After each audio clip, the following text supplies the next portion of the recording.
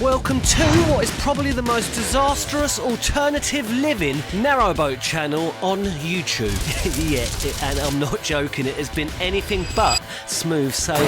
I'm not going to keep going over the same old story week after week. You know the score, we got a big bloody leak after not getting a big bloody survey. Now we're big bloody paying for it and we're going to have big bloody fun doing it, alright? We are Chris and Bex, we are the Nomadic Crobot.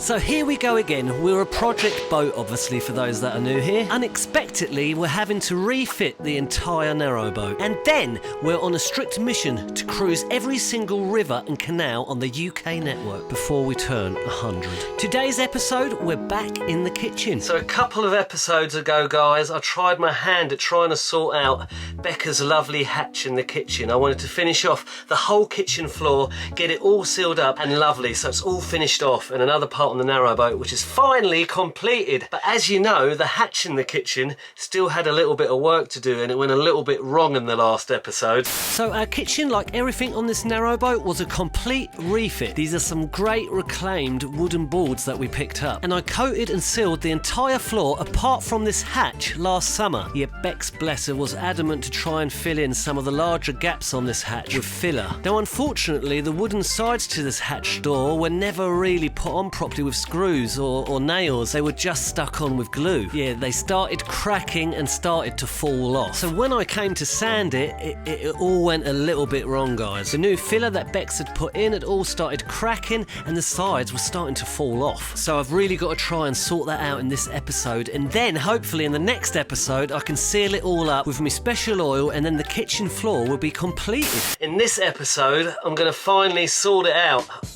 Bex! Bex, can you sort this blimmin' hatch out for me? You got to okay. Remember that the sides were sort of nearly falling off after I sanded it. Yes, so it's time to bring in the professional. Yeah, man, you're gonna start getting a little bit of. You've got to start getting a little bit of stick here, talking like that on the camera. I am by no means a professional. Do not listen or heed my advice. Some would say Probot. Probot. That sounds a bit rude. Does it? In my head. What's a probot or probe?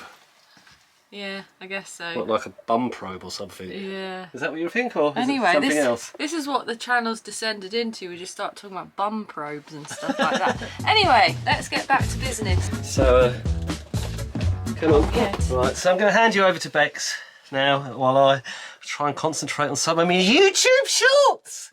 Yeah, trying to up my game with my YouTube shorts. You don't want to see all the old crap on there. We're trying to get new exclusive footage in the shorts, so they're completely different, well, a little bit different to the actual stuff that you're getting on the videos. Anyway, enough of me. Let's hand you over to the Probot.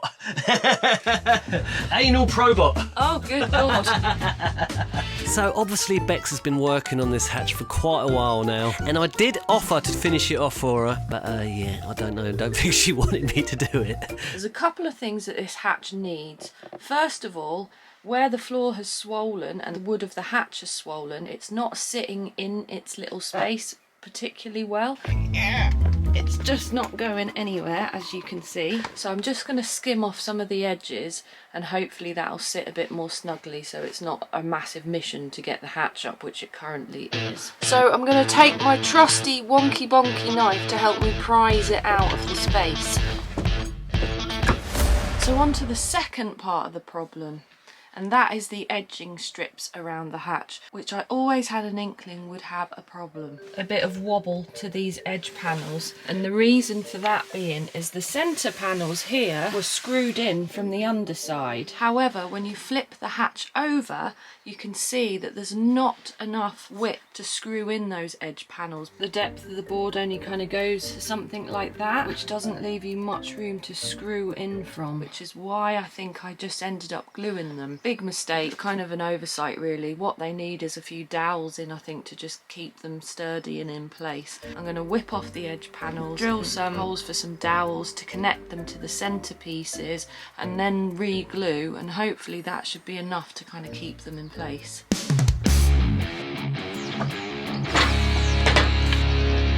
The boss is back. You got to watch it, you have to. I mean, he's getting cocky, isn't she? It's hanging out with him and all of his cocky moves. It's becoming infectious. It's all those lovely comments she keeps getting. It's going to her head, I'm telling you. I don't get nice comments, so it don't go to my head. I can just keep being daft and terrible at stuff. But you're seeing the transformation take place in front of your very own eyes every week. Sander, baby! That time you got to go, innit? It's all good to go. Remember not to push on it. Oh, I'll remember, all right. For the first time, Becca has actually been allowed to let loose on a brand new orbital sander. Yeah, I thought I'd get her a lovely new one. And she requested to have one with a handle, the weirdo. Do my little bit. She had to have a handle.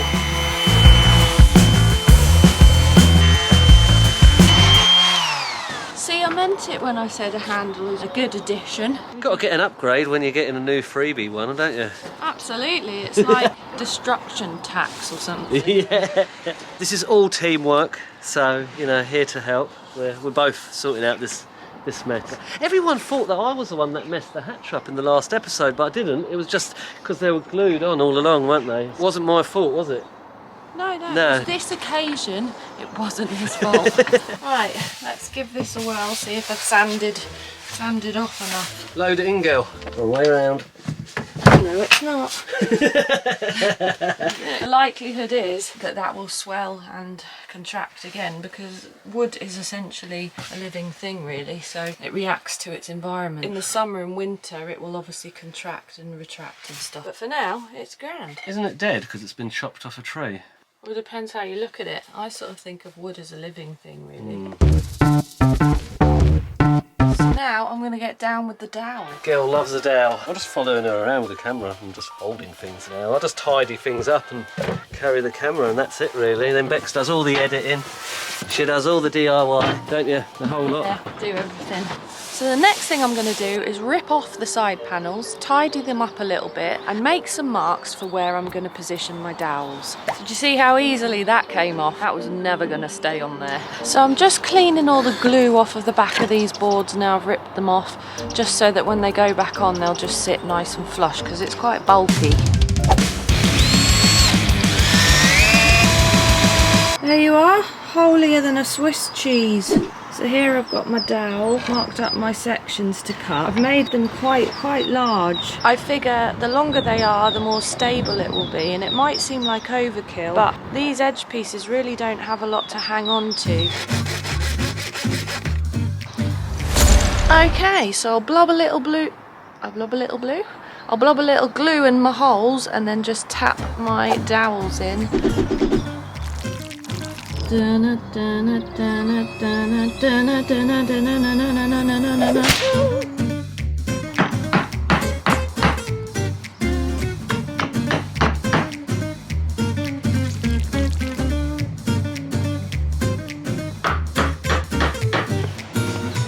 Okay, the big update a few weeks later. Let's see what's up with the giant twig.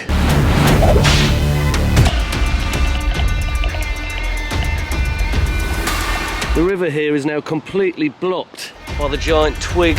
It never really did continue its voyage, did it? I think, I don't know if it's worth reporting on the giant twig anymore. It's always a bit of a letdown. Yeah, let's stop it. Now this is the harder bit, lining it all up. So I'm not gonna lie, there's no sort of professionalism to this at all. I'm literally just kind of trying to do it as logically as I can, because I think normally you'd have like special tools and stuff to be doing this jazz, but I'm just kind of doing it by eye and kind of hoping for the best. So I have drilled in 2 of my holes to just kind of initially line up the edge piece, and then from there I can use that to draw out where my inner dowels actually sit, because when I've marked them from the top and now I've kind of aligned it up, you can see that those markings don't really match, so this should make it more accurate. And if anyone managed to follow what I just said there, then I applaud you, because God, what an old rambler. There's actually quite a lot to consider, like, so not only do you have to make sure the dowel is in the correct position this way, because let's face it, I probably haven't drilled in exactly straight when I've done it on the outer piece. So you have to get its position correct here, but then also get its depth correct here, correct position from left to right as well. There's a lot of positions and angles and depths and all sorts of jazz to consider, and yeah, when you, like I say, when you don't have the proper sort of machines that, whoop, don't know, do they exist? Like, I know they do for when you do biscuit joints, you get your little thing and it just zzz, and so everything is precisely measured to each other. But doing it this way, it's all about kind of how accurate my eye is and stuff like that. Anyway, on to the next hole. So here I've got my handy measuring device. Yes, that's right, a little bit of twig that I stick in the hole. Mark with a pencil the depth that I've created. Simply measure that against my dowel.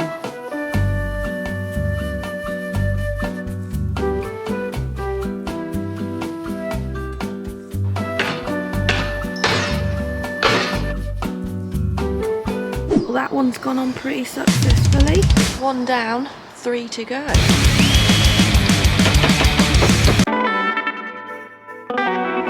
So has anyone else had this before, when they've made something and then they're looking at the final product and you're just not happy with it, something's just niggling away? Well, that's where I am right now with Hatchville, because apparently we're just cursed when it comes to anything hatch related. It's kind of inevitable that once you've made something out of wood in particular, and then if for whatever reason it's had to be deconstructed, that when you put it back together again, it just doesn't sit as nicely as it did the first time round.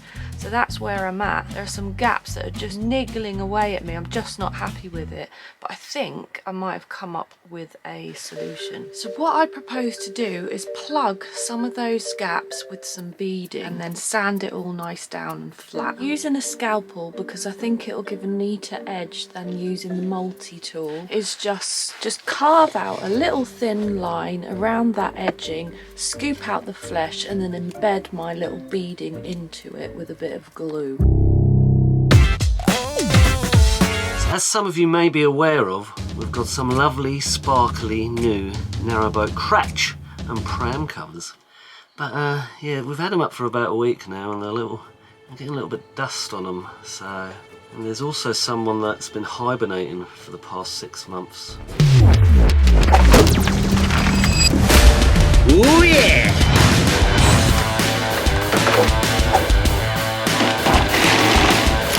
Where is it? Where is it? Yeah! The Titan's penis.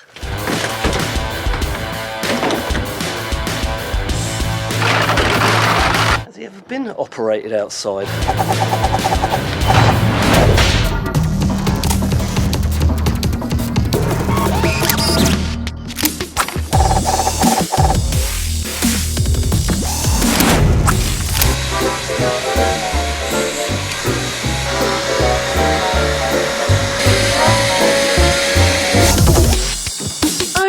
I have finally defleshed the hatch, and what I mean by that is this. So as you can see, all around these edges I've created a channel for the beading to sit in. It doesn't look pretty at the minute, but it will do after I give it a quick sand. I cannot emphasize enough how much blood, sweat and tears have gone into this. Check this out, my little owl plaster, because I cleverly managed to chop into my own hand yesterday. But anyway, so yeah, this hatch really has taken the life out of me, quite literally. And I know some of you guys will be thinking, why did she even bother? It didn't look that bad on camera.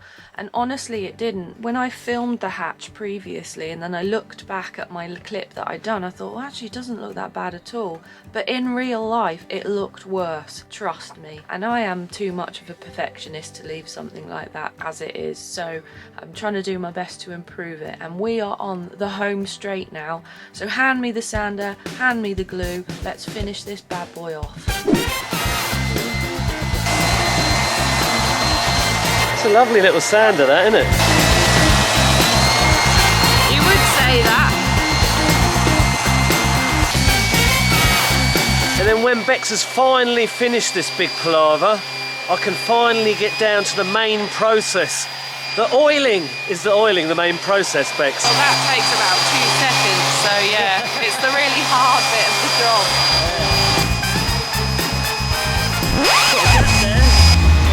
Are you going to put any filler in there?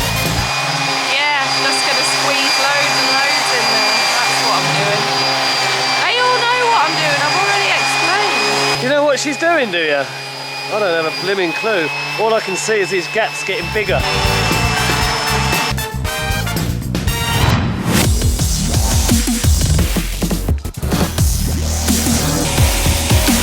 Little crevices where the spiders start nesting their young.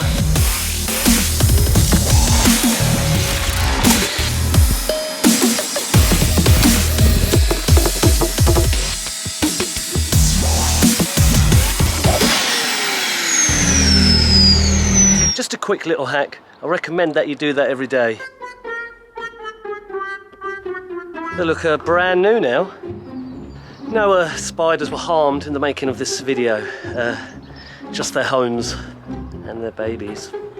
No, not one little spiderling was injured during that process. They just haven't had enough time to move in properly yet. They are looking lovely. You get sick of me filming my new covers yet? No chance. How could you get sick of them? They're lovely. Good old Titan, eh? Okay, so I've just sanded the edges just to sort of straighten them up a little bit before putting the beading in. World's most rubbish race course. Anyway, so now I'm going to shove some glue in the gap, put my beading in, and then once that is in position, I can use that so I can cut my diagonal corner sections just right.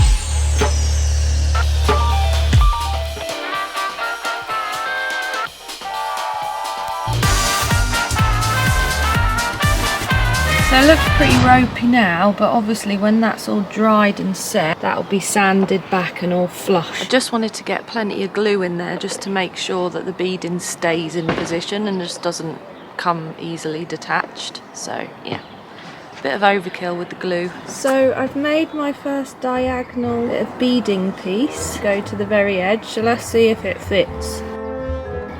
Seems to fit alright. Wicked. Let's glue that baby in. Okay, so my beading is glued in. Don't get too excited because at the minute it looks pretty pants. However, once it's sanded back, hopefully it'll look all lovely. So I'm going to leave it overnight to dry and I'll give it a sand tomorrow.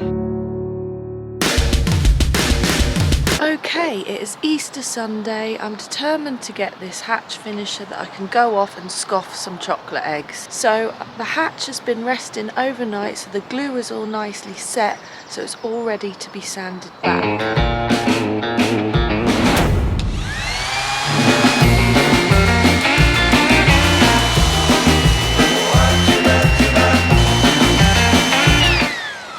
There she is, all sanded away. Let's get her inside. So here she is in position. I've popped the little handle back on. And there we go. It's a bit dark and grey today. She just needs a little coat of oil and then she'll be done. Whoop. And now there's a nice kind of gap to allow for any sort of swelling as well, which is good. So that's all around the outside. Yeah, chuffed with that.